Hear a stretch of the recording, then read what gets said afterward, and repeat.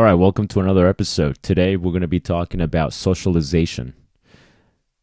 Socialization is a topic that has already been brought up as a request, as a suggestion for an episode.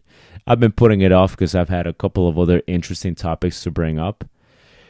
But this one is definitely very important, and I decided to spend a little bit of time talking about it, dissecting it a bit, going into some detail, going over the do's and don'ts of socialization, and going over some of the misunderstood concepts of socialization, where people go wrong, and just kind of where that whole thing of socialization started.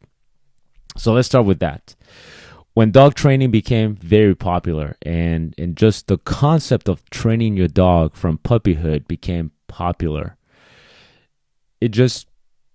socialization was just a word that started to get used. It was socialize your puppy. Why would that have a negative connotation to it?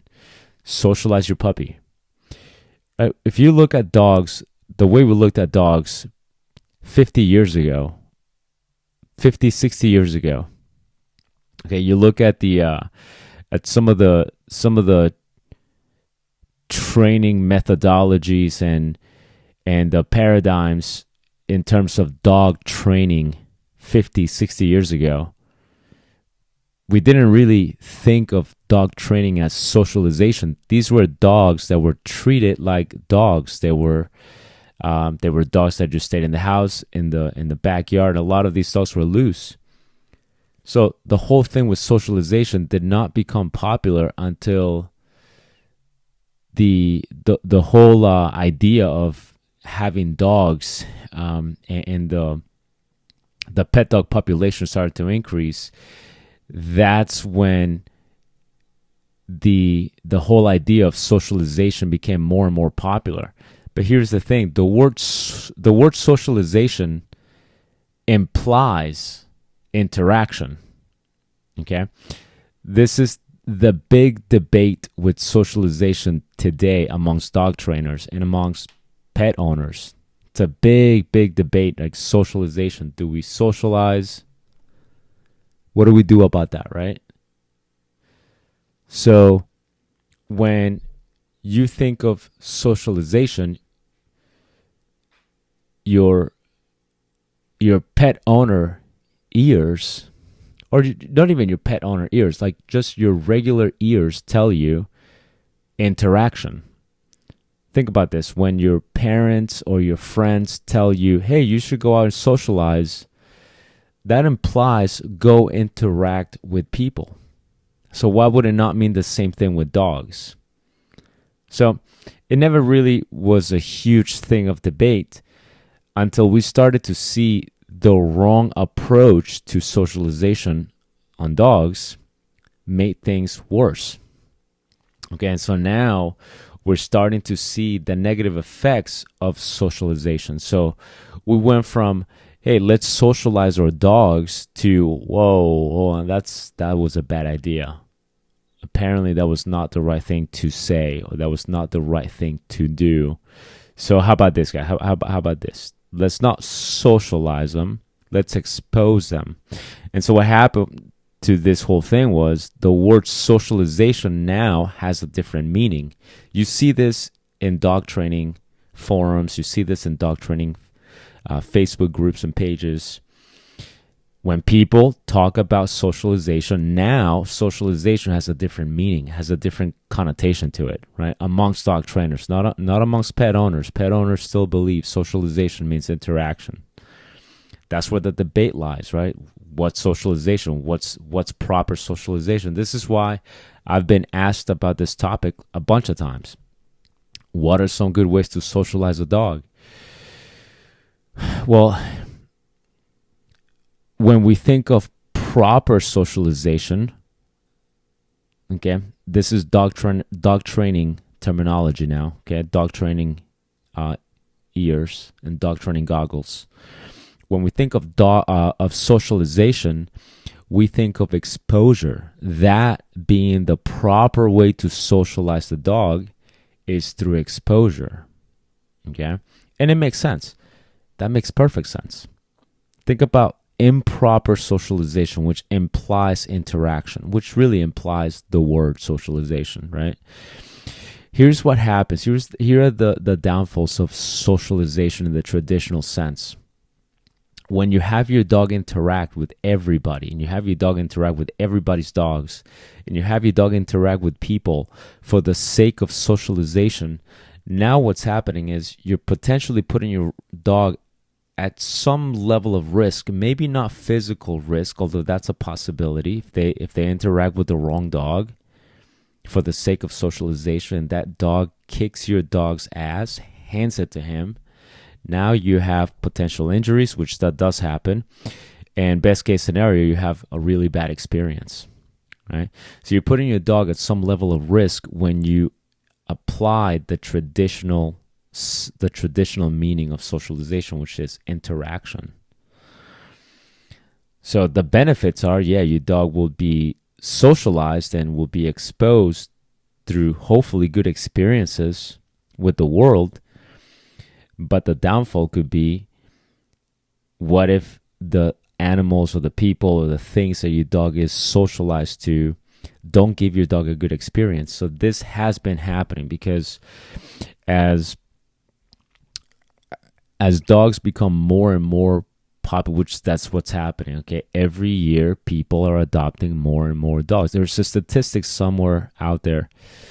I believe ABKA, I might be getting my terminology wrong here, but there have been studies. There are numbers that indicate that the population of pet dogs is increasing. Okay, more and more dogs are at the shelters. More and more dogs are finding their ways in homes. People are adopting more dogs. So as the population becomes more and more crowded, and as the population of adults who don't have kids keeps increasing, people are wanting to adopt more and more dogs. So now we have just these very crowded sectors of dogs that are not properly trained, that are not properly socialized, and now people are socializing these dogs in dog parks, in public venues, and these dogs are just giving each other a bunch of bad experiences. A lot of times they are. Okay, and so now you have a dog that could have been good with dogs, but now it had a couple of bad experiences, and now this dog doesn't like dogs. Same thing happened to my dog Rust. I didn't take him to the dog park. Didn't do anything like that, but he just happened to have really bad experiences when he was very young with dogs. Just shit hit the fan type of scenarios where we were not looking to socialize him. There was just like the circumstances just were perfect for him to have a bad experience a handful of times during puppyhood. And so for a very long period of time, he not only did not like dogs, but he was terrified at the sight and at the sound of dogs. He grew past it. We worked on it. Okay, I definitely addressed it, so that got addressed. But that's just to give you an example how improper socialization can really have a pretty lasting effect on your dog. Okay, your dog gets socialized improperly to people. Even if people mean well, they could still give your dog a bad experience. So they give your dog a bad experience. Now your dog would have been better off not getting socialized, right? So that's what we call improper socialization. So a lot of that's been happening over the years. To now, we're starting to see the effects of dog parks and how dog parks now are not really a good idea. And, doing doggy daycares, and how doggy daycares are now, people are starting to realize it's not a good idea. Clients are starting to realize that. They're like, yeah, he used to like dogs, but then he had a bad experience at this place, and now, he doesn't like dogs. People are starting to become more and more aware that there is a little bit of a method to proper socialization. So where now socialization has a different meaning now, which is exposure, right? Socialization through exposure. So why not just call it exposure?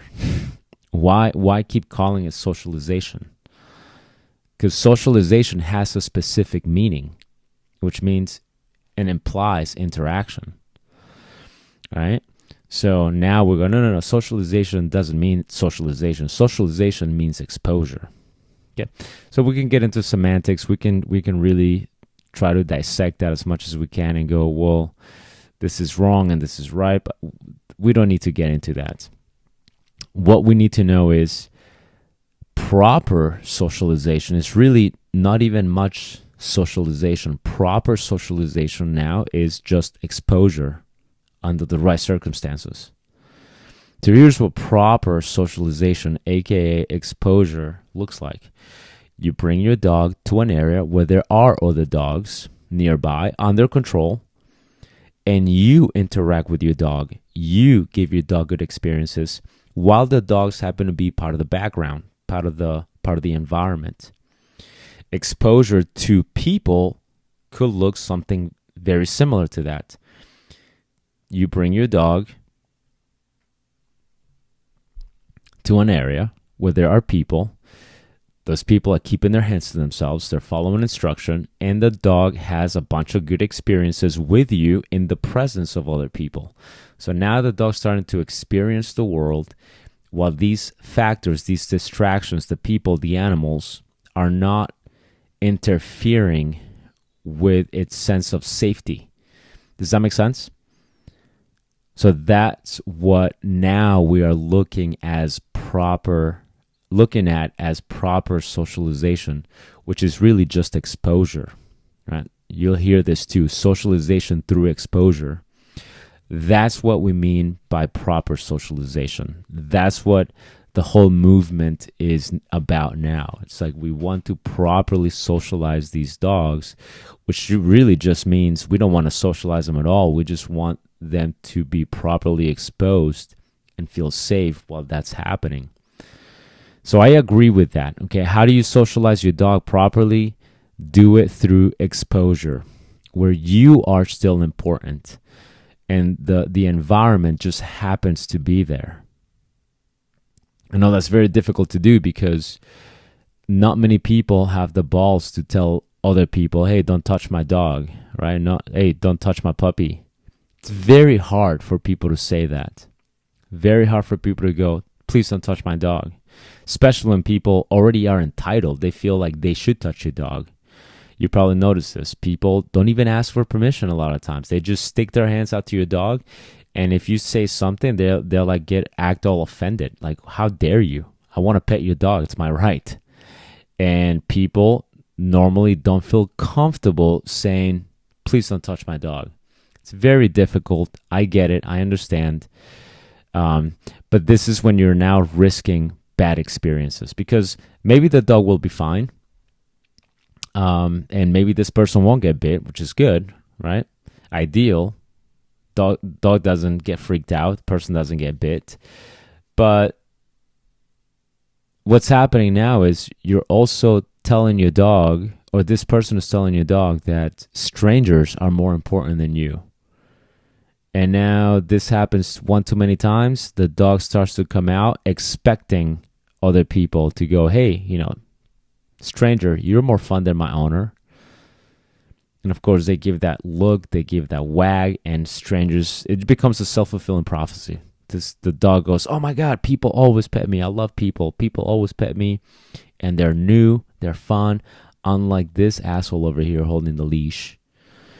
And so now the dog gets excited when they see strangers. Now they're getting all waggy, right? All happy. And people respond to that and they go, oh my God, I want to pet your dog. And so even in the best case scenario where the dog is not freaked out, the dog actually enjoys it, now you have still a bit of an issue, which the bit of an issue could be now the dog comes out looking for strangers, disregarding its owner. And now you're the asshole that has to pull the dog away and go, okay, Fido, we got to go. Or the dog starts jumping on the stranger and you go, oh my God, I don't want to encourage that because we're working on that. I don't want him to jump. So you go, hey, no, don't, Fido, don't jump. And the person that is petting your dog without your permission will say something like this, oh, I don't mind. Like it's about them. Like you brought your dog out for them. Right? So they go, oh, no, I don't mind. And I know how hard it is. I know I've been in that position where the person goes, "Oh, I don't mind," and you're like, "I don't care if you don't mind. I mind." So it's hard. It's hard for people to do that. I get it. I understand. So socialization in the pure sense of that word, which is socialization in an interaction, it's typically not the best thing. Okay, even in the best case scenario, it's typically not the best thing. So socialization through interaction. Okay, now I will make some exceptions. Here are the exceptions. If I have a puppy, or I'm working with a puppy with a temperament or genetic tendency to be aggressive, okay? So a temperament or genetic tendency to be aggressive, to not be very social. In those instances, I will make exceptions and I will say, let's have this dog interact under ideal conditions, interact with people. Even though typically that's not something I really care for, if I have a dog that is prone to potentially be difficult and not very social to the point where it could be a hassle, to the point where it could lead to aggression, when I see that, when I have that dog that is prone to that, okay, maybe it's genetic, maybe it's temperament-wise, if I see that that's just something that dog, I foresee this happening as the dog matures, then yes, then in that instance, I want that puppy to have good experiences with people. Something I normally wouldn't recommend or normally I don't care for. In those instances, I will make those exceptions. Okay? Because given the choice between, if you have a dog that is prone to be aggressive, okay, has already a genetic tendency to do this, given the choice between them being a little on the friendly side or a little on the human aggressive side, then I will take the former. Okay? Now, what do I mean by temperament and genetic tendencies? Look at the breeds. And yes, it is about the breed. It is not in how you raise them. Okay? If I'm working with a South African Boerboel puppy, those dogs are known to be difficult with people and even with dogs. So in that instance, if I have a client that has a South African Boerboel, or if I have one, which I would never, I'm sorry, I don't like Boerboels, I don't like Mastiffs, but if I had one, and this is just an example, if I had a client that had a Boerboel, then I would say, we need to give your dog some good experiences with people, because these dogs already have a bit of a tendency to be difficult with people. So we're going to go in that direction. Okay, same thing with other guardians of the flock, right? Like dogs that are meant to be, not very social. Caucasian Avchakas or Caucasian Shepherds, I believe they're called in the layman's term. So, like those dogs, right, they're known for being not being the most social either, unless they're bond to their people. So maybe with those dogs, and they get massive, they're very, very powerful. So for those dogs, not that your average client should have that dog, but if they do have a dog like that, then I look at that and I go, okay, genetic predisposition will lead to this dog potentially being difficult with people. So let's go ahead and do some socialization through interaction, through good experiences under controlled environments, provided that the people that I use for the socialization are willing to listen. Okay, so my dog Rust, when he was a puppy, primarily it was socialization through exposure. But there were some instances in which I was like, okay, people that look different, walk different, dress different, because we don't get to see those very often, I will find those people and I am going to do the socialization through interaction with those people.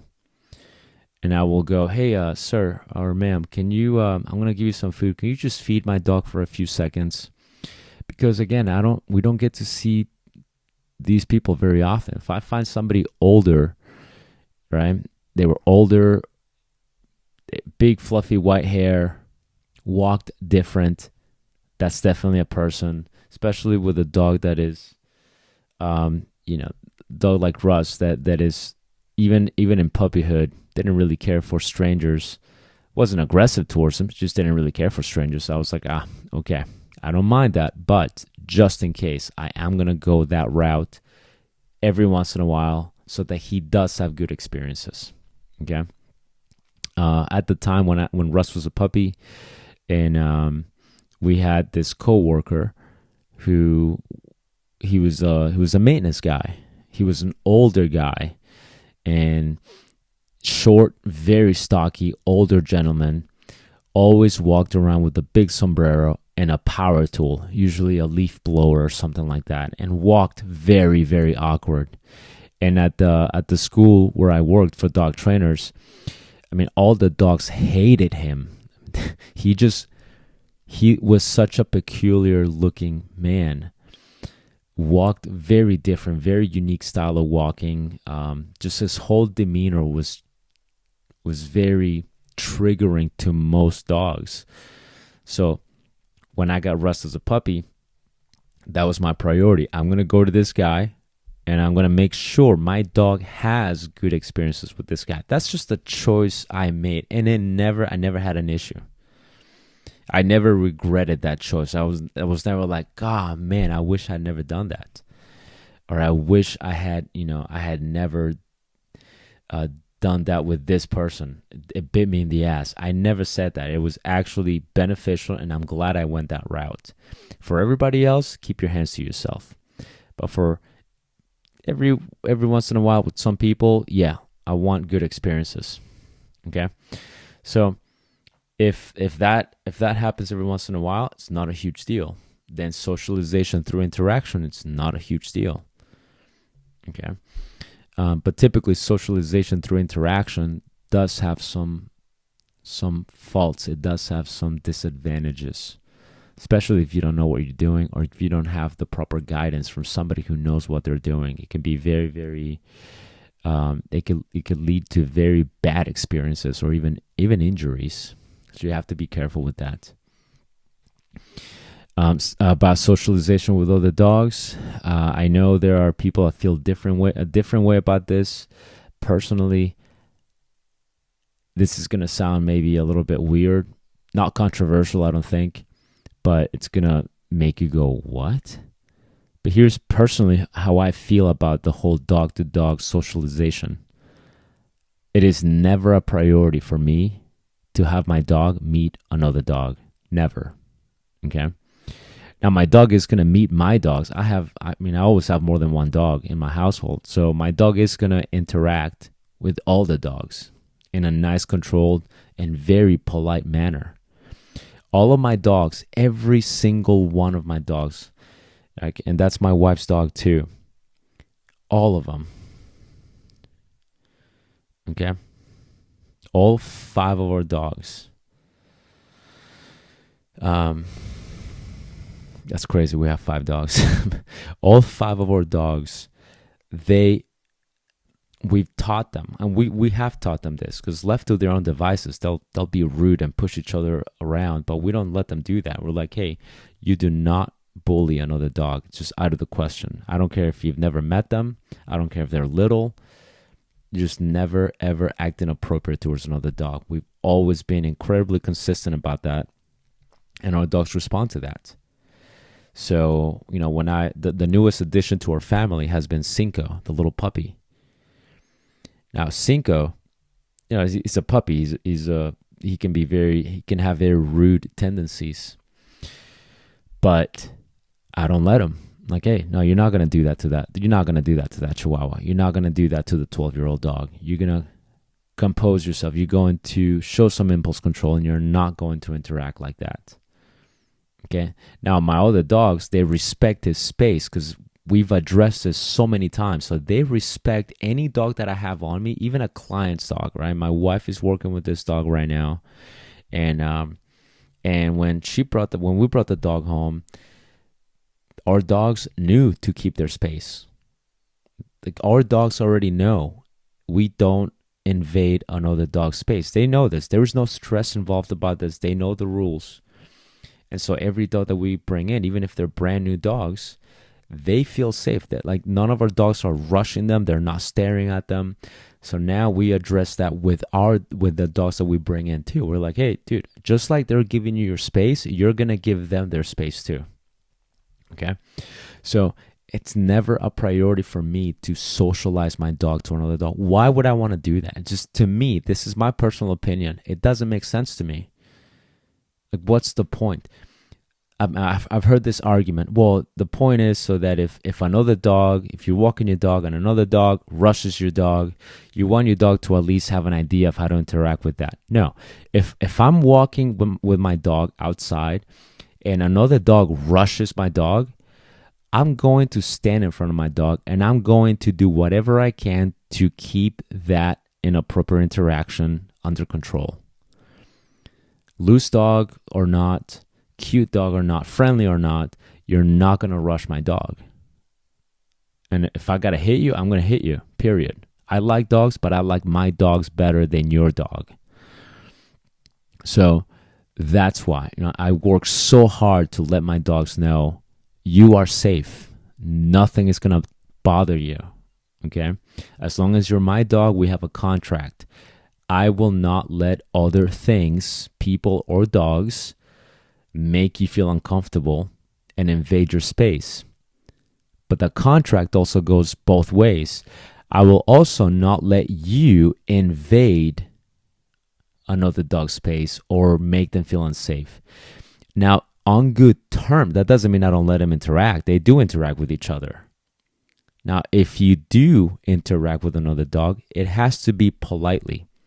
You can sniff them, you can say hi, you can get playful, but the second you get inappropriate, it's over. We're done. Okay? So we have that contract. Our dogs are very aware of this. So to me, I don't have any need personally. Okay, and everybody that I work with, I'm going to tell them the same thing. Why is this so important for you to socialize your dog to another dog? If it is and it works for you, hey, go for it. I don't have a problem with that. I know some people are like that. I'm working with a couple of people right now, and one of them is like that. They bring their dog to dog parks, and I've told them, that's fine as long as and the dog works out. I mean, this is a nice dog. This is a dog that is on the submissive side. So if the interaction goes wrong, this dog immediately goes, oh, nope, never mind. And the dog is pretty good at diffusing that tension.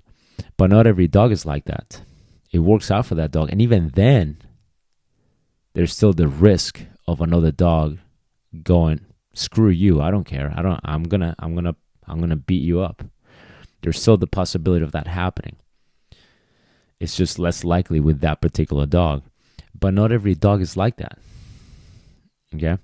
So, no, my dog, and my suggestion is, don't think like your dog is missing out if it doesn't meet other dogs, if it doesn't get socialized to other dogs. Your dog just wants to feel safe. Okay? Interaction is fine. I'm not saying don't have them interact. If you have more than one dog and you got your friends' dogs and you can have them politely interact, that's fine. But the second it becomes rude, you have to stick up for the other dog. You have to. Okay? And there are different beliefs about this. Some people go, oh, no, just let them figure it out. They'll figure it out. They're dogs. You can take that approach if you want to. There are people that are very adamant about that. They're like, oh, they're dogs. Just let them work it out. Personally, that's not my style. I don't like that, because if I let them work it out, that could lead to punctures. And I've seen it. I've seen the let them work it out approach lead to punctures. So I'm the human. I'm the one with the bigger brain. So I'm going to stick up for the dog, and I'm going to make sure that they are safe. I'm going to make sure that they feel safe. And I'm going to make sure that the other dogs that they're interacting with also feel safe. The moment you cross that line, we're done. Or I'm going to address it. So socialization, think of it as socialization through exposure, and you have to make sure the dog has a good experience. The dog you're socializing, they have to have a good experience. The people that you're going to be socializing your dog to, they have to listen. So if I socialize Cinco, which I already have, I've done a bunch of sessions with a bunch of people. I've been very fortunate that I've had access to a lot of people with Cinco and Russ too. So when I do this, I am very, very to the point when I do this. So I'll tell the people, I'm going to bring the puppy out. I need you guys to do this. This is what you're allowed to do. This is what you're not allowed to do. If he comes to you, just ignore him. Let him investigate. Let him sniff you. I want him to check you out and realize that you're not a threat, that you are good. You are just a distraction. You're just part of the environment. But I don't want you to like make him feel good. I don't want you to help him release happy hormones and go, oh my God, I love strangers. No. And if I have a person who doesn't listen to my instruction, I'm just gonna kick him out of the socialization group. I'm gonna be like, hey, no, you can't be here. You gotta follow my instruction. So if people are not willing to listen, like if you want to socialize your dog and you got your family and you go, all right, guys, just don't get them all excited, please. And your uncle, your cousin, your friend go, oh no, he's fine, I don't mind. You got to grow a pair and go, no, it's not fine. You're going to listen to what I'm suggesting for my dog, or you're just not going to get to do anything, period. Okay? You got to be willing to crack some skulls every now and then for the sake of your dog. So I would say socialization, keep it that way. Exposure. If your dog has a predisposition to be not very social, to be fearful, to be aggressive, give him some good experiences. Okay? Even if it means interaction. As far as interaction with other dogs, as long as it's polite, under control, the other dog understands boundaries, and your dog is there to learn boundaries as well, and you're there to manage it, that's fine too. But your dog doesn't need to be a social butterfly. It doesn't need to be friends with every dog it sees. The priority there is for your dog to not be pushy with other dogs, and for other dogs to not be pushy with your dog. That's the key to socialization. All right. Anyways, let's wrap it up right about here. Thank you for sticking to the episode from the beginning all the way to the end. Remember to follow me on Facebook, YouTube, Instagram. Dog training is my passion. And look me up on Amazon, William Garrido. And I'll see you guys in the next episode.